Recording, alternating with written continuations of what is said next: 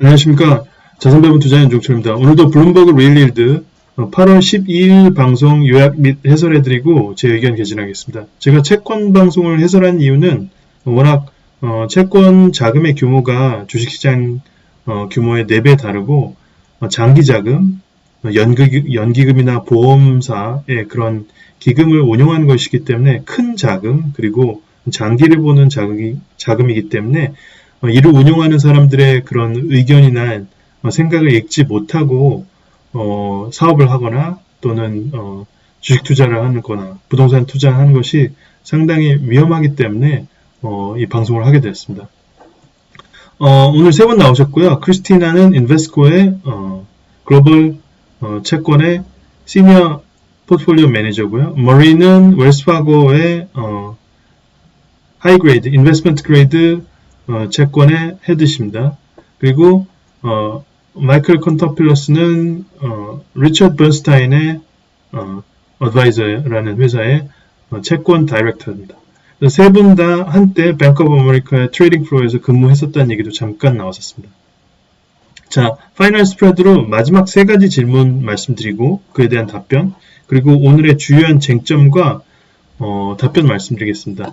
오늘 특별히 쟁점이 엇갈렸던 부분은 EM을 살 것이냐 DM을 살 것이냐, 즉 신흥국 채권이냐 아니면은 선진국 채권이냐에 대한 그런 의견만 약간 갈렸을 뿐이고 나머지 의견들은 전반적으로 서로 일치했습니다. 그래서 마지막 질문에는 유럽의 채권을 선호하느냐, 회사채를 선호하느냐, 아니면 미국의 회사채냐에 대한 질문에 대해서 두 분 다 미국의 회사채를 얘기하셨고 한 분만 유럽의 특정 섹터에 괜찮은 기회가 있다고 얘기했습니다. 그래서 유럽의 금융채 중에 코코본드라고 그랬죠. 그래서 AT1 같은 경우에 9.5%까지 지금 주는 게 있기 때문에 선별적으로 좀 사야 된다는 얘기를 했고요. 그 다음에 이제 반대로 머린 같은 경우에는 유럽이 지난 한 몇 달 동안 워낙 채권의 발행이 적었다, 공급이 적었기 때문에 가격이 좀 많이 올라간 측면이 있다. 그래서 미국 거를 더 선호한다고 그랬고요. 이분은 이제 특정해서, 마이클은 특정해서 AAA CLO나 아니면은 에이전시 모기지 데트, 즉 미국 정부 기관 혹은 준정부 기관에서 보증하는 그런 저당 채권을 갖다가 매수하는 게 괜찮다고 얘기를 했습니다. 자, 그러면은 인베스트먼트 그레이드, 즉 투자 적격 등급이냐 아니면 하이힐드 투자 부적격 등급이냐에 대한 질문에 대해서 이제 레이트 사이클이기 때문에 다 투자 적격 등급 IG, 인베스트먼트 그레이드가 낫다고 그랬습니다. 그래서 마지막 질문은 10년물이 결국엔 3.47% 우리가 피크를 찍었느냐, 6월달에 그렇게 금리가 됐었는데요. 금리 고점을 봤느냐에 대해서는 다 금리 고점을 봤다고 얘기를 했습니다. 이분만, 이제 크리스티나만 그 근처까지 테스트를 할 수 있다는 얘기를 하셨습니다. 그래서 데이터 중에서는 무엇을 가장 중요시 할 것이냐에 대한 질문에 대해서는 실업 수당 청구 건수를 좀 유심히 봐야 된다라는 얘기를 했습니다. 자, 오늘 주요 주제는 결국엔 지금 연준 의사들이 레토릭으로 결국에 우리가 멈추지 않을 것이다. 인플레이션에 대한 그런 위험을 갖다가 우리가 좀 마음을 놓을 수 없다는 얘기를 이제 계속해서 했는데 시장은 이제 그거를 고지고대로 안 받아들이고 너는 너대로 얘기해라 랄랄라 하고선 지금 이제 흘러가고 있는데요. 이 부분에 대한 질문이었습니다. 그래서 시장이 오히려 지금 조금 지나치게 낙관적이지 않냐에 대한 그런 얘기를 했습니다. 그래서 지금 시장에 녹여져 있는 인플레이션 기대치 보면은 이제 브레이크 이븐 인플레이션이죠. 그래서 물가 연동체를 통해서 여기서 이제 실질적인 노미널 일드, 실질이 아니고 명목 이자율을 빼면 이제 이 기대 인플레이션이 나오는데요. 요것이 지금 워낙 시장에서 연준이 2023년에는 결국에는 물가를 확실히 잡고 심지어 금리 인하도 단행할 수 있다고 지금 시장의 이런 채권 가격이나 금리가 반영을 하고 있는데 여기에 대해서 지나치다고 이제 세 분 다 보셨습니다. 그래서 이게 2%까지 도달한다는 게 얼마나 힘든지에 대한 인식을 좀 못하고 있는 것 같다. 그래서 단기적으로 세 분 다 이제 시장이 좀 상황을 잘 못 보고 있는 게 아닌가 이렇게 보고 있고요. 그리고 이제 마이클 같은 경우에는 미국채 20년물의 이자가 30년물보다 더 많이 주거든요. 지금 한 25pp 정도 더 많이 주니까 이 부분을 고려해서 30년물을 사기보다는 20년물을 사보자 뭐 얘기를 했습니다. 그 다음에 이제 지금 장단기 금리가 40bp 정도는 계속해서 역전이 되고 있는데 이런 장단기 금리의 역전 현상과 그 다음에 역으로 지금 채권 시장에 회사채 시장에서는 회사채의 그 가산금리 즉 크레딧 스프레드는 오히려 줄어들고 있는 상황이고 주식시장도 좋아지고 이게 서로 상충하는 거지 않습니까? 이런 상황을 어떻게 볼 것이냐 둘 중에 하나만 맞지 않느냐라는 얘기를 이제 했고 결국에는 이제 회사채 그 금리의 스프레드가 더 올라갈 것으로 이제 본 거죠. 그래서 회사채 가격이 IG든 아니면은 하이힐드든 가격 자체는 더 떨어질 걸로 이제 세 분 다 좀 전망하셨습니다. 연결되는 질문인데요. 결국에는 연준이 어떻게든 이제 모든 시장의 그런 거품을 갖다가 다 흡출하려고 한다. 구체적으로 얘기를 했습니다. 마이클이. 연준이 이제 크립토 시장이나 아니면은 회사채 시장이나 아니면은 좀 스페큘레이티브한 약간 투기성이 있는 그런 테크 주식들 포함해서 전부 다 좀 이제 거품을 걷어내고 이러려고 하고 있는데 사람들은 그죠? 대중은 보다 낮은 가격보다 높은 가격에 있는 자산을 더 좋아한다는 거죠. 채권이나 주식이나 부동산이나 다 어느 정도 가격이 올라가서 그 모멘텀이 있을 때 오히려 더 매수하려고 그러는데 그래서 이제 이분은 특히 8월 10일 금요일 날 우리가 이제 쭉 해서 가격이 더 올라갔지 않습니까? 전반적인 시장에 그 센티먼트도 굉장히 좋아지면서요. 이제 이런 부분에 대해서 이제 좀 반대를 하는 거죠. 앞으로 한 2주 정도는 더 이제 좋아질 수 있지만 장기 시계월 한 12주 앞을 보면은 사실은 가격이 더 올라갈 요인보다 내려갈 요인이 더 많다고 이분은 이제 판단을 했습니다. 그렇다면 이런 어려운 상황에서 어디다가 이제 자금을 투입을 할 것이냐에 대해서 이제 좀 의견이 있었고요. 그 다음에 이제 두 분 사이에 갈린 거는 EM이냐 DM이냐 즉 신흥국이냐 아니면 선진국이냐에 대해서 약간 갈렸습니다. 우리가 이제 센티먼트를 생각하고 또 시장을 볼 수도 있는데요. 결국에는 이제 시장에서 녹여져 있는 이 기대 인플레이션은 물가 연동체를 통해서 드러나는데 이 보면은 5년 정도 보면 지금 요 정도라는 거죠. 그래서 거의 2.5%대 이렇게 되니까 5년 인플레이션이 상당히 이제 낮아 있는 거고 그렇지만 실제로 우리 CPI나 아니면 코어 CPI 보면은 상당히 거리가 있지 않습니까? 그래서 이런 부분에 이제 괴리를 갖다가 우리가 어떻게 볼 것인지 둘 중에 하나만 맞는 거지 않습니까? 시장이 지금 그렇게 금리를 올릴 필요도 없어. 2023년에는 금리 다시 인하할 거야. 이런 시장의 그런 가격 형성과 그 다음에 연준의 행동 둘 중에 어떤 것이 맞을지 연준이 실제로 그만큼 금리를 많이 올릴지 아니면 시장이 맞을지 이게 참 관건인 것입니다. 그래서 이제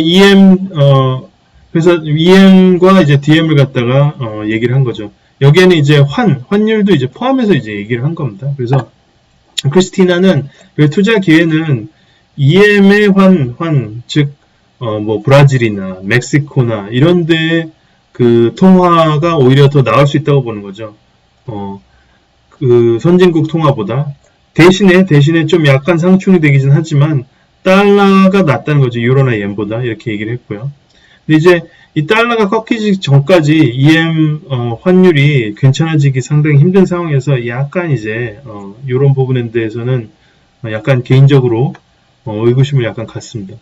그래서 그리고 이제 얘기하신 게 EM의 그 이자율이 지금 4% 이상 더 준다는 거죠. 평균적으로 선진국의 그런 채권보다 그 서브레인 국채이든 아니면은 회사채든 이 정도 이제 차이가 더 난다는 거죠. 그래서 특히 뭐 브라질 채권 혹은 멕시코 채권 이런 경우에 진짜 4% 이상은 이제 선진국 채권보다 이자를 많이 주는데 이런 경우에 이제 이게 수렴하기 때문에 투자할 만하다. 그리고 환도 투자할 만하다 이렇게 보시는 거죠. 그리고 머레이는 여기에 대해서 이제 반대를 했죠. 지금 이제 변동성이 많은 상황이고 그 다음에 늦은 사이클로 돌아가기 때문에 결국에는 뭔가 터지게 되면 EM 쪽에서 터진다. 그러니까 우리 미국에 있고 선진국 시장에 남아 있자. 그리고 하이힐드보다는 인베스트먼트 그레이드 퀄리티가 좋은 쪽에 이제 머물러야 된다고 얘기를 했습니다. 그래서 이 부분에 있어서는 의견이 좀 갈렸고요. 그 다음에 이제 이분은 좀 많이 얘기를 했습니다. 언제 또 무엇을 이렇게 좀 투자를 해야 되느냐에 대해서 좀 구체적으로 얘기를 했습니다. 그래서 강조하신 게 미국 채권을 살 거면 장기채를 살 거면 30년물보다 20년물을 사라.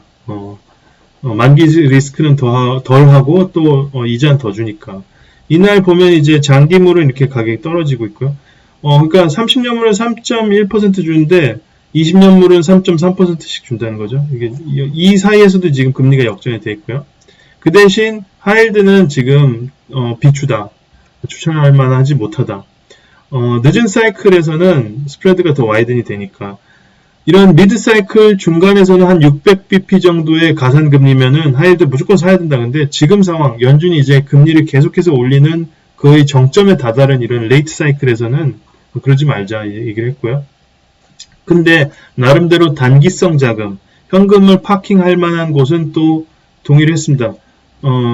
만기가 짧은 금융채 중에서 단기 금융채, 그 다음에 변동금리 상품들, 그쵸? 그 다음에 이제 AAA CLO들. 그래서 6개월 라이보 같은 경우에 이제 어느 정도 지금 금리가 올라왔기 때문에 어느 정도의 금리도 받으면서 또 듀레이션 리스크는 없는 이런 곳에다가 현금을 일부 파킹하는 건 괜찮다. 그래서 전략적으로 AAA CLO를 이제 약간의 변동금리성 의미도 있으니까 금리 인상이나 금리 인하 리스크, 즉 금리 변동 리스크에 대응을 하면서 장기물로는 이제 트레저리를 20년물을 사면은 이게 바벨이 전략이 된다 이 얘기를 하셨습니다. 그 다음에 이제 리사가 이제 질문을 했죠. 사회자가 질문을 했을 때 결국에는 지금 상황이 좀비 기업들이 좀 싹 쓸려 나가고 회사들이 이제 정리되는 것은 좀 힘들 것으로 보인다. 왜냐하면은 2020년하고 2021년에 워낙 대규모의 자금을 미리 많이 땡겨서 빌려놨기 때문에 지금 좀 리파이낸싱을 워낙 잘했기 때문에 부도율이 피크 돼봤자 5에서 7%밖에 안 될 거라고 지금 예상을 해서 예전의 사이클하고는 다를 것이다. 근데 이제 문제는 본인이 보기에는 이제 완전한 항복은 아직 있지 않았다는 거죠. 그러니까 가격이 더 싸질 기회가 충분히 있지 않냐 이렇게 얘기를 했습니다. 그래서 지금 다들 언제 사요 이렇게 물어보지 다 이제 책상 밑에 숨어가지고 사라고 해도 안 사 이런 경우가 발생을 안 했다는 거죠. 아직까지. 자, 그 다음에 이제 불과 한 달인가요? 그렇게 해서 워낙 이제 지금 금융 환경이 좋았기 때문에 갑자기 쏟아낸 겁니다. 이제 발행을 해서 자금을 조달할 수 있는 사람들은 이때다 싶어가지고 이제 채권을 발행하고 자금을 조달했는데 이런 이제 상황을 갖다가 질문을 한 거죠. 그래서 결국에는 환경이 안 좋아서 안 좋을 게 너무 걱정이 돼서 지금 채권을 발행해서 좀 자금 수요를 했는지 아니면은 기회가 되니까 이제 한 건지 이런 질문을 했습니다. 그래서 앞으로 이제 자금 소요가 3개월에서 9개월 평균적으로 한 6개월 사이에 이제 좀 많이 필요한 사람들은 이때를 계속해서 기다렸다는 겁니다. 지금 이제 지금처럼 채권 시장의 어떤 가상금리도 줄어들고 금융 환경이 좋아지길 기다렸다는 거죠. 그렇죠? 근데 이제 앞으로 이제 좀 금리가 튈 걸로 생각을 하는 그런 측면도 있고 불확실하니까 이제 더 이때 이제 자금을 수요하는 의미가 있다.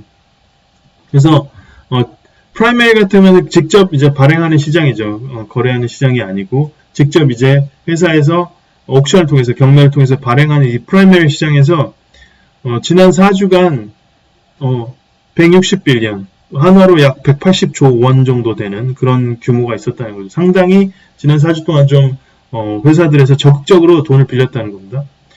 회사채를 통해서.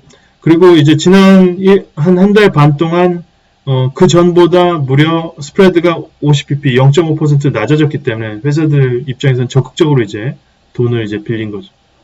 이 상황을 현재의 상황을 이제 말씀드리는 거고요. 그리고 마지막으로 이제 그렇게 해서 얘기가 끝났고요.